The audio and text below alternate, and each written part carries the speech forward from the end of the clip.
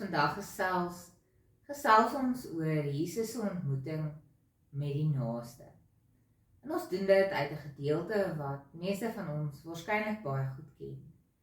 Hierdie gedeelte in Lukas 10 van die barmhartige Samaritaan is baie bekend.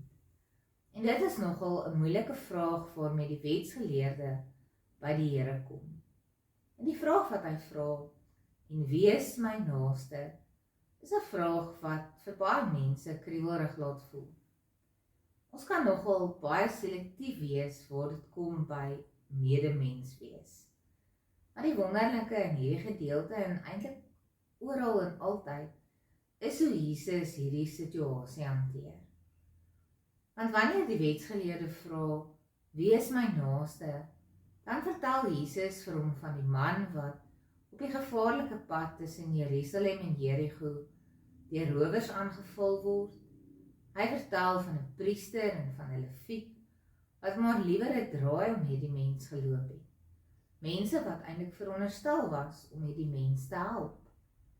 En dan om sy boodskap tuis te bring, maak die Here van 'n Samaritaan gebruik.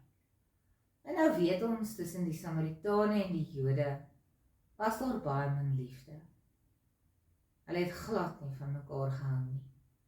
En dan aan die einde van die verhaal moet die wetsgeleerde in werklikheid eintlik vir homself vra, maar wie se naaste is ek en vir wie is ek 'n medemens?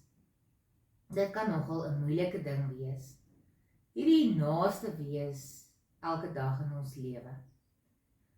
En dalk het ons nou al goed geraak daarmee om ver verby te gaan.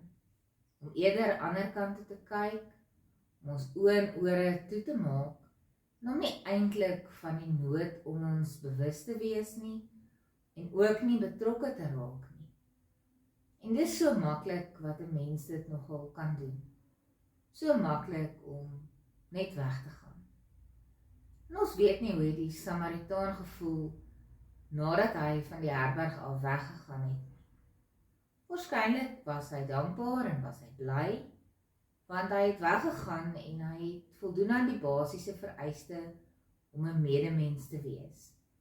Hy was betrokke by iemand wat 'n behoefte gehad het. Al was hierdie iemand ook 'n niemand by ander mense nie. Hy was 'n mens waarby mense net verbygegaan het en verbygeloop het. Nou dit laat ons bietjie dink aan die land waarin ons bly. Ons land is besonder mooi. Wanneer laas het jy sommer net na die mense om jou gekyk en die mooi in hulle raak gesien? Wanneer laas het jy die mens gesien? En as ons aan ons eie lewens dink, het ons ook ingewikkelde verhoudinge. Nie alle verhoudings is net maklik nie. En sonder om die kompleksiteit van verhoudings af te skiet, moet ons vir mekaar vra vandag. Maak dit werklik saak hoe my naaste lyk, waar hulle woon of wat hulle werk is? Die hoofsaak is tog dat ek moet lief hê soos Jesus lief gehad het. En dink net 'n bietjie hoeveel mooier die wêreld al vandag sou wees as ons net dit kan doen.